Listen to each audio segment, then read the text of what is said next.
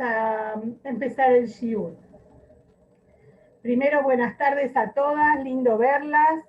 Como estábamos charlando antes, muy al principio, les cuento que en este shiur tenemos 3 personas de Israel que representan a todo el mapa. Tenemos a Susana Jasovich, Susana Dansker, que está en el norte, en Carbiel, Rose Orleán, que siempre está ahí en Jerusalén, mi consuegra, y Batia Engelberg, mi querida compañera de trabajo, está en Beersheba. Así que Israel está súper representado hoy en el Shiur. Bueno, a todas buenas tardes y vamos a directamente a sumergirnos en una Mishnah del Pirkei Avot que me parece que es riquísima para poder tomar muchas enseñanzas. La Mishnah esta está en el capítulo 6 y es la número 9.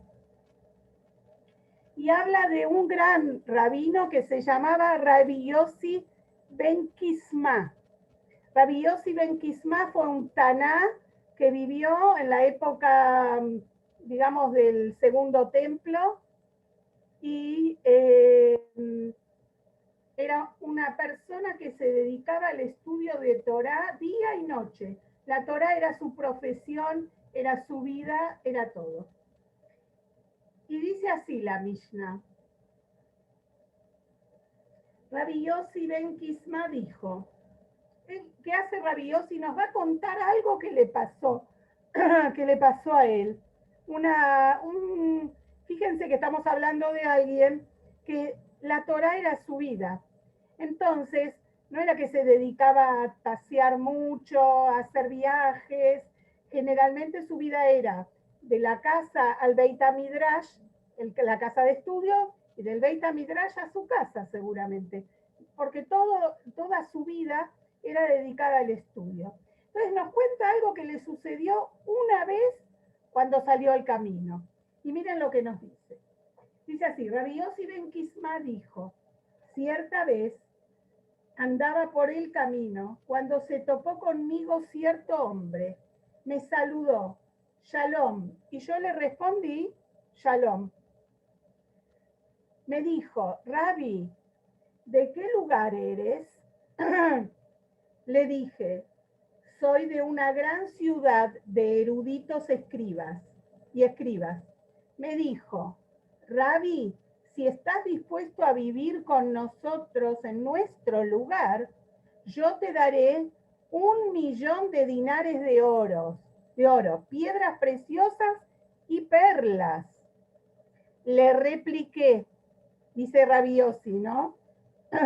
Aunque me dieras toda la plata y el oro, las piedras preciosas y las perlas del mundo, no moraría sino en un sitio de Torah. Y así está escrito en el libro de Salmos de David, rey de Israel, la Torah de tu boca me es más preciada que miles de piezas de oro y plata. Como dice en el Teilim, decimos, Tov li Torah fija me alfei zahav bajase. Además, en el momento en que el hombre abandona este mundo, sigue diciendo Rabbi Yossi, no lo acompañan ni la plata, ni el oro, ni las piedras preciosas, ni las perlas, sino solo lo que estudió de Torá y las buenas acciones. Pues fue dicho, cuando camines la Torá te ha de guiar, cuando te recuestes te ha de cuidar, y cuando te despiertes hablará por ti. Hasta ahí vamos a explicar. ¿Se entiende lo que le pasó a Rabbi Yossi? Él va en el camino y de pronto una persona lo nota a él y le dice Rabbi. Pensemos que le dijo Rabbi. ¿Por qué le dijo Rabbi? ¿Cómo sabía que era Rabbi? Seguramente porque la actitud de Rabbi Yossi era la de un Talmid Jajam. Capaz que iba, me lo imagino yo, sentado en el burro, iba estudiando Torah. Entonces esta persona lo vio y asumió ya que era un Rabbi. Y le dijo, ¿de dónde es usted, Rabbi? Entonces cuando Rabbi Yossi le confirma que él viene de una ciudad de grandes talmidei jajamim y de escribas, de sofrim, que se dedican al estudio de la Torá. Entonces ahí el hombre se siente ya confiado y le dice, ¿por qué? Le ofrece, venga a vivir con nosotros en nuestro lugar, y ahí usted va a ser nuestro rabino, y a cambio va a tener un sueldazo, miles de dinares de oro, plata, piedras preciosas, perlas. ¿Quién se puede resistir a esto? ¿Qué le contesta Rabbi Yosei? Le dice, no, mira, no le dijo, la palabra no está ahí, mentira. ¿Qué le dice? Aunque me ofrecieras toda la plata del mundo, todas las piedras preciosas del mundo, todas las perlas del mundo, todo el oro del mundo, no viviría sino en un lugar donde haya Torah, donde, ¿no escuchás, Susana? No sé si escucha, bueno. Entonces, vemos que es muy linda la respuesta que le da Rabbi Yosei. Muy bien. Él dice, la Torah es lo único que vale. Cuando la persona se va de este mundo, no lo acompaña la riqueza, no lo acompañan todos los bienes materiales. Lo único que lo van a acompañar es la Torah que él estudió y las buenas acciones que realizó. Muy lindo. Pero acá se manifiesta de pronto un conflicto. Que Rabbi Yosei es eso, un rabbi, un rebe, un maestro. ¿Cómo él se niega a ir a vivir a una ciudad para enseñar Torah a otras personas? ¿Cómo puede ser que alguien de una altura espiritual de Rabbi Yossi Ben Kisma esté preocupado únicamente por su crecimiento espiritual? Él vive en una torre de marfil rodeada así, cuidadito en su burbuja, con los grandes sabios de la Torá, y ya está. Es como una contradicción. No corresponde a un rabí que haya contestado eso, que aparentemente se está negando a compartir sus conocimientos de Torá y de enseñar a los demás Yehudim que no tienen esos conocimientos, les está negando la posibilidad. Y además, hasta podríamos decir que está faltando la mitzvah de Abat Israel, de amar a otro Yehudí. Si el otro Yehudí te necesita para que vos le enseñes, ¿cómo no vas a ir? Entonces está muy confuso y tenemos que ahora, ¿se entiende el desafío? Entonces ahora tenemos que sumergirnos un poquito más en esta Mishnah. Evidentemente que de esta historia aprendemos el tesoro impresionante que es la Torah. No hay nada más valioso en el mundo que la Torah. Como hay un cantito en Yiddish que dice, Toiro divestes joiro. La toire en la Torah es la mejor mercadería. No hay nada mejor que la Torah. Eso lo entendemos. Y también entendemos que hay un conflicto. Entonces vamos a empezar a analizar. ¿Qué le dijo el hombre? Este hombre, cuando le dice, Rabbi, ¿quiere venir usted a vivir a nuestra ciudad? No dice a nuestra ciudad, dice en hebreo, lo dice Bimkomeinu, en nuestro lugar. En nuestro lugar puede querer decir en nuestra ciudad, pero también puede decir que lo que les quiso decir este hombre es, nosotros lo contrastamos a usted como rabino y usted se va a dedicar a estudiar la Torah y a cumplir los preceptos bimkomeinu, en nuestro lugar. Nosotros no nos moleste con esas cosas, no tenemos tiempo de ir a estudiar Torah, no estamos interesados, no vamos a hacerla. Todo eso, las buenas acciones, entonces las dejamos a usted, para que usted lo haga en nuestro lugar. Y nosotros le pagamos el sueldo. ¿Entienden? Entonces, por eso, cuando Rabbi Yossi ben Kisma escucha esto, le dice, no, dice, ni loco voy a ir a dejar, no voy a dejar, ¿cómo? Que yo voy a cobrar un sueldo para que, de ninguna manera. Pero, aunque quisiéramos dar esta explicación, tampoco pega. ¿Por qué? Porque no es una excusa.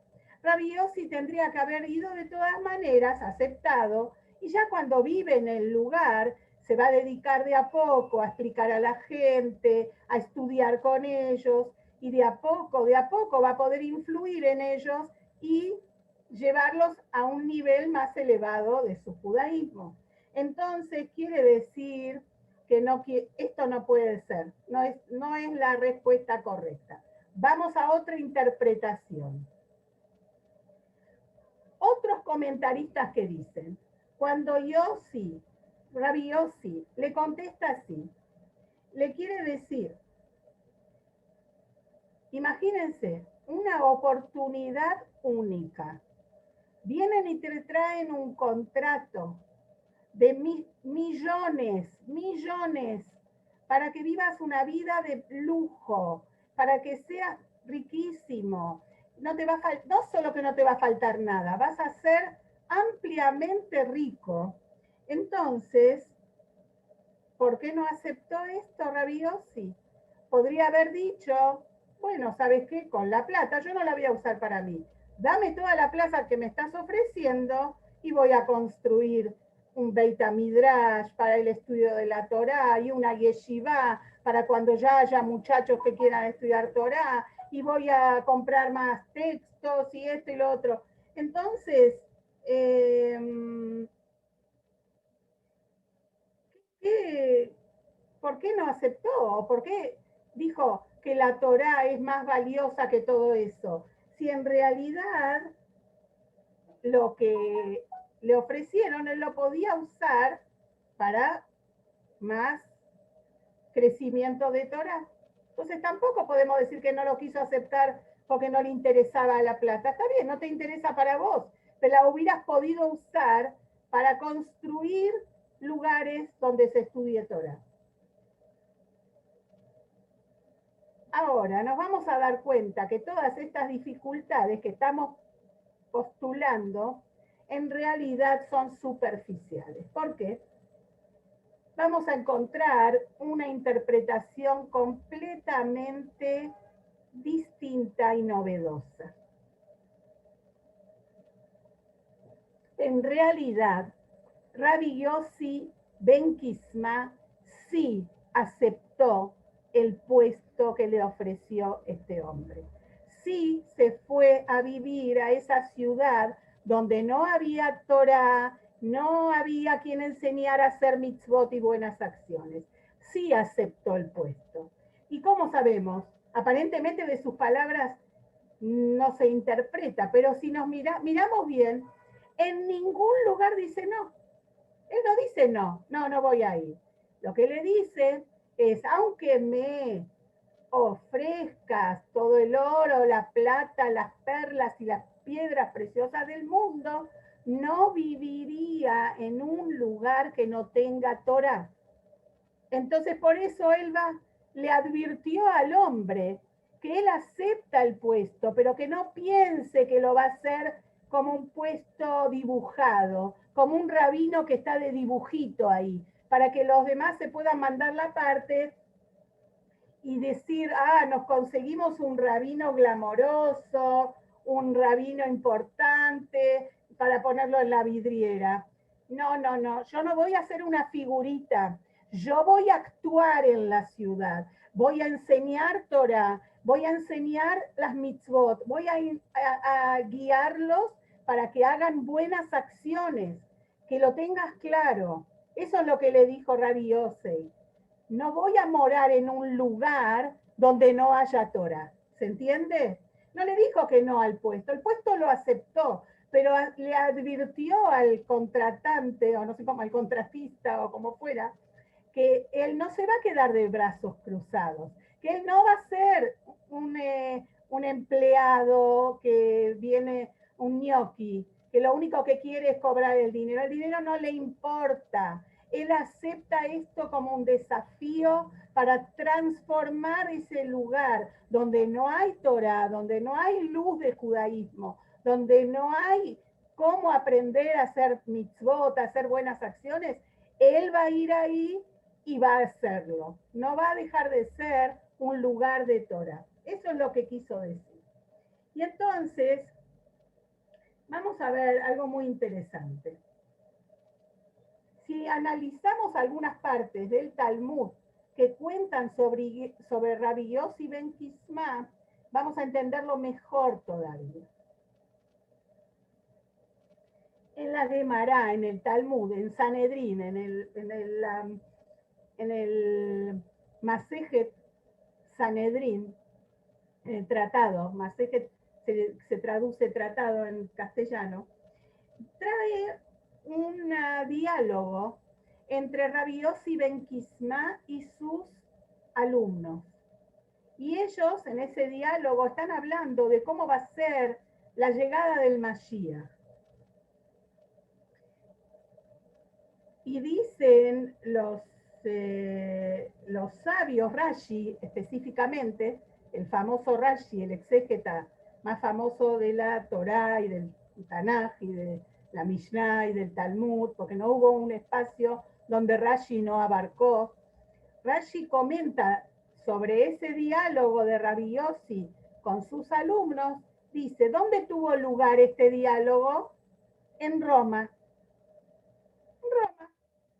Entonces ahí nos sale una pregunta muy grande. El Marsha, que es otro gran exegeta, hace la pregunta, ¿cómo puede ser que Rabbi Yossi, que aparentemente, de lo que uno lee en la Mishnah, se rehusó a ir a vivir a una ciudad donde no había grandes jajamim y estudio de Torah, y de pronto se fue a vivir a Roma?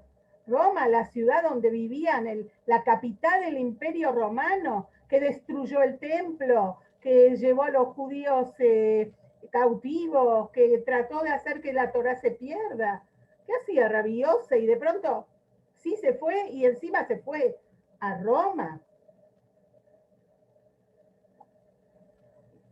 Más aún, en el Talmud, en otro lugar, en el tratado de Abodá Zará, en el Masejet Abodá Zará trae que los grandes oficiales y gobernadores romanos asistieron al entierro de Rabbi Yossi ben Kisma y lo elogiaron, dijeron cosas hermosas sobre él. Entonces, no entendemos nada. A ver, no podemos creer que van a venir los gobernantes de Roma a Israel todo ese viaje para participar del entierro de Rabbi Yossi, ¿no? Entonces, vemos que Rabbi Yossi, ¿dónde estaba? ¿Estaba en Roma? ¿Dónde estaba? En realidad, Rabbi Yossi, que además está enterrado en Israel, está enterrado muy cerca de donde vive Susana Dansker.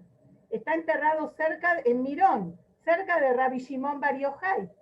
Entonces, ¿qué van a venir? Los romanos desde Roma iban a venir a participar del entierro de Rabbi Yossi ben Kisma, iban a llegar hasta, pasaban Carmiel y iban a llegar a Mirón. No tiene sentido. Entonces tenemos que mirar más profundamente los comentaristas y la Mishnah. Evidentemente que Rabbi Yossi ben Kisma no vivió en Roma, en la capital del imperio de Roma, no vivió, sino en una ciudad donde estaba la capital romana en Israel. Es decir, las autoridades romanas que gobernaban y vivían en Israel. ¿Dónde era ese lugar? Keisaria. ¿Cómo se llama? Cesárea. Así se llama, ¿no? En castellano, digamos. Keisaria era la capital del Imperio Romano que dominaba Israel en ese momento. Ahí vivían todos los jerarcas, los gobernadores, etcétera, etcétera. Y entre paréntesis, por ejemplo, ahí fue asesinado Rabbi Akiva, ¿no? Por los romanos.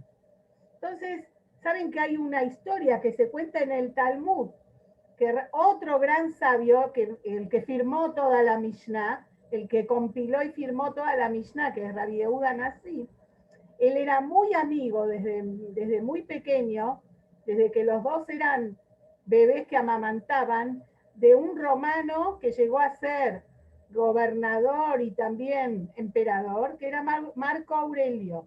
En hebreo, en la Mishnah, lo llaman Antoninus. Así que no sabemos si es Marco Aurelio, Marco Antonio, alguno de estos Marcos era.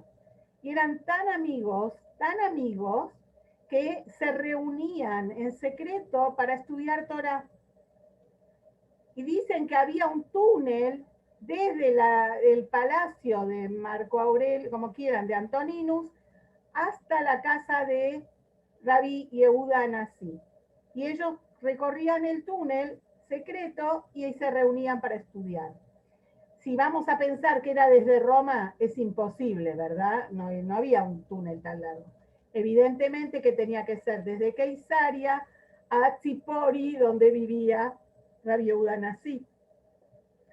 Entonces, cuando hablamos de Rabbi Yossi ben Kisma, volvemos a él, cuando dice que vivía en Roma, cuando Rashi dice que esta discusión que él tenía, que hablaba con sus alumnos de la llegada del Mashiach, y dice que era en Roma, no era en Roma. Seguramente era en una ciudad que era la capital romana, Keisaria. Ese lugar era el lugar donde este hombre le propuso que venga a vivir. Este hombre que lo encontró en el camino, le dijo: Rabbi, yo vivo en un lugar donde no hay Torá, no hay nada. Claro, estaba lleno de romanos, estaba lleno de asimilados al gobierno romano, no había quien enseñase Torá. Entonces él lo invitó a Rabbi Yossi que venga a vivir ahí. Y entonces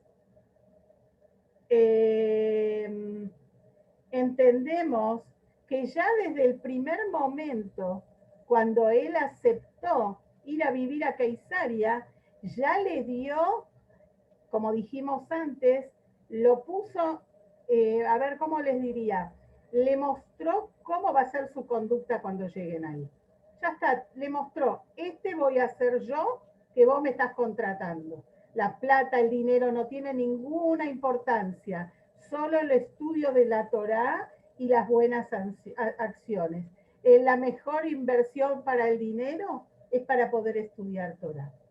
Esa congregación que lo contrataba, capaz que quería ese rabino que aparecía, como estaban hablando antes ustedes, la gente se sacaba fotos con él y le ponían en Facebook, en Twitter: miren, acá tenemos a nuestro rabino, el famoso Rabbi Yossi ben Kisma de la Mishnah, que se querían mandar la parte con el gran rabino que contrataron. Pero le dijeron: ¿sabes qué? Muy lindo todo, pero acá no nos vas a hacer una yeshiva, no nos vas a querer interferir en nuestra vida. Nosotros estamos muy romanos acá, muy asimilados, tenemos una vida bien light. Entonces Rabbi Yossi les dijo: en esos términos no aceptaría nunca. En mis términos, por supuesto que voy a ir. Entonces, para poder darle un final a esto,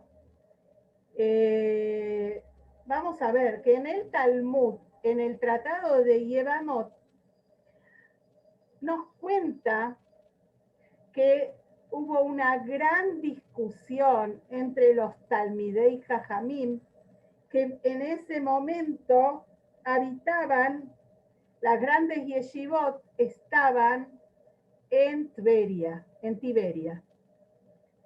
Rabbi, ¿vieron cuando empezó la conversación? El hombre le preguntó a Rabbi Yossi: ¿de dónde es usted, Rabbi Yossi? Y él le dijo: yo vengo de una ciudad de grandes sabios.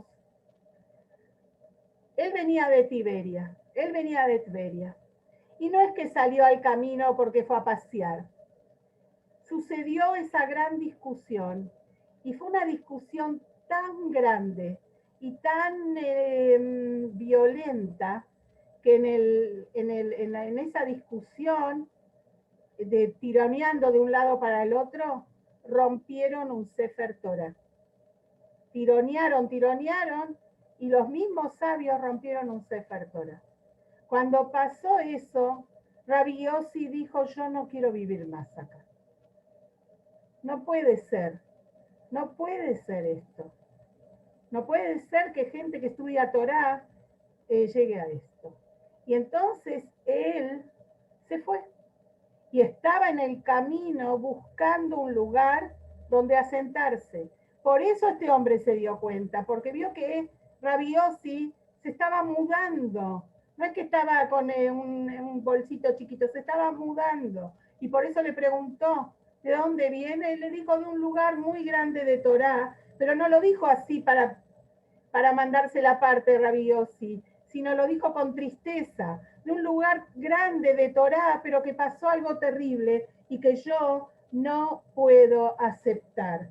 Entonces, vemos que él se fue muy triste de ahí, se fue muy triste de Tberia.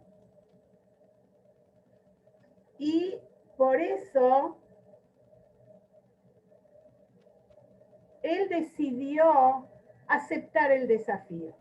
Decidió sí ir a este lugar, a Keisaria, a enseñar Torah.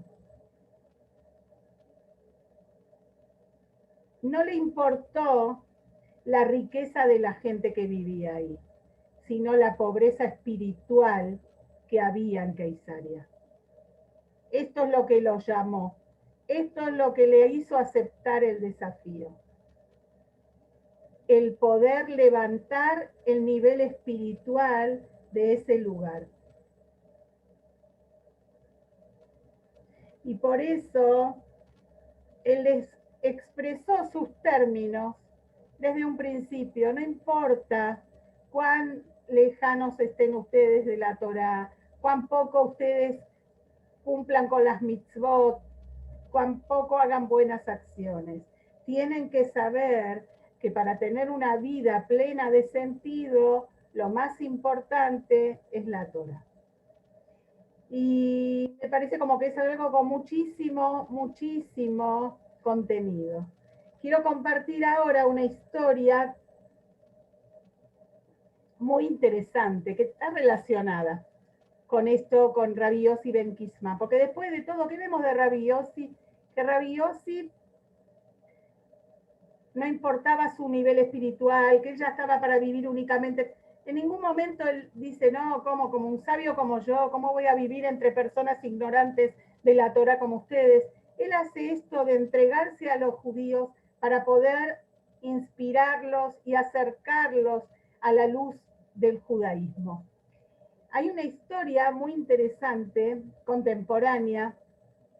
Ustedes saben que el Rebbe acostumbraba a entregar un pedacito, un trozo de leikaj. Leikaj es esa torta de miel que comemos sobre todo Erev Yom Kippur, antes de Yom Kippur, y durante también Rosh Hashanah, se comen cosas dulces, ¿no? Los sefaradín siempre tienen cosas dulces. El leikaj la verdad que es bastante sencillo, no tan sencillo, para que te salga bien más o menos, ¿no? Es bastante, tiene sus trucos y sus secretos. Pero bueno, es una torta de miel y tiene un simbolismo muy importante, que es el que tengamos un año bueno y dulce. Por eso se come leikaj de miel en las fiestas, Rosh Hashanah, Erev Yom Kippur. Hay una costumbre muy interesante que es que uno va y le pide leikaj a su rebe, a su rabino, y entonces el rabino siempre tiene que tener preparado leikaj Erev Yom Kippur, en la víspera de Yom Kippur, y los da y les dice que esto sea lo único que tengas que pedir en todo el año.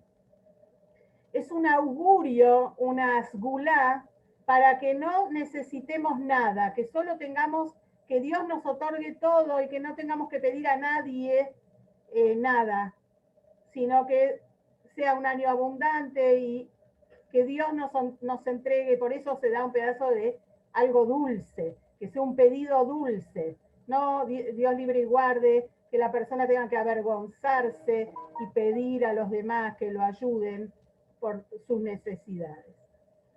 Bueno, esta costumbre es muy importante dentro de los Hasidim de Chabad. Es una costumbre judía en general, pero los Hasidim de Chabad la tienen muy presente. Y el Rebbe acostumbraba a entregar un pedacito de leikaj en la mañana de la víspera de Yom Kippur. La gente hacía una fila muy larga y esperaba para recibir el leikaj. Pero a veces era tanta la gente, porque no era solamente la gente de Chabad, no era solamente la gente de Chabad del barrio, eran gente que venían de diferentes barrios, a veces, o sea, los invitados de otros países, mucha gente, con los años cada vez más, eran miles y miles de personas. Y entonces llega un momento que, bueno, hay que ir ya está, hay que ir a comer y empieza Yom Kippur, no se puede seguir.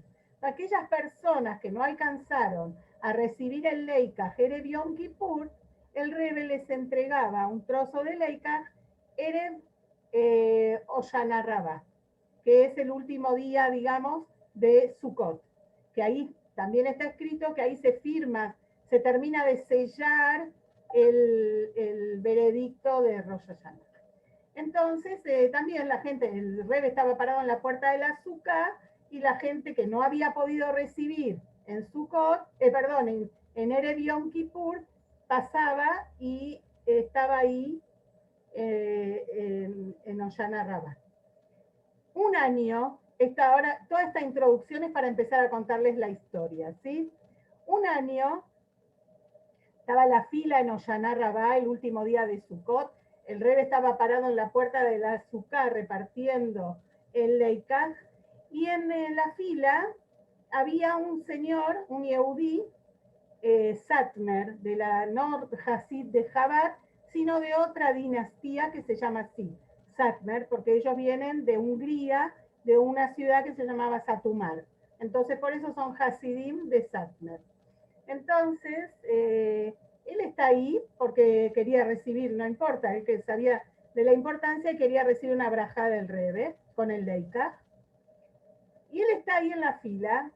Mientras la fila va avanzando, ¿qué hace uno? Muchos están diciendo Teilim, esto, lo otro, pero cada tanto estás observando a ver lo que pasa, ¿no?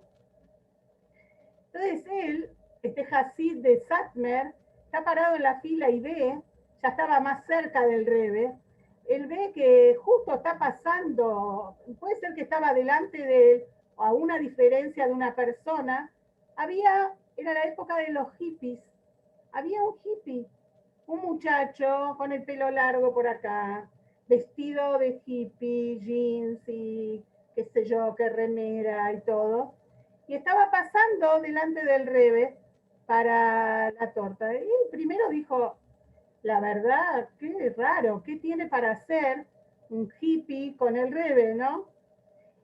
Y más todavía le llamó la atención cuando el muchacho pasó, escuchó como el Rebbe le preguntó al muchacho, al hippie, le dice, ¿dónde vas a estar vos esta noche?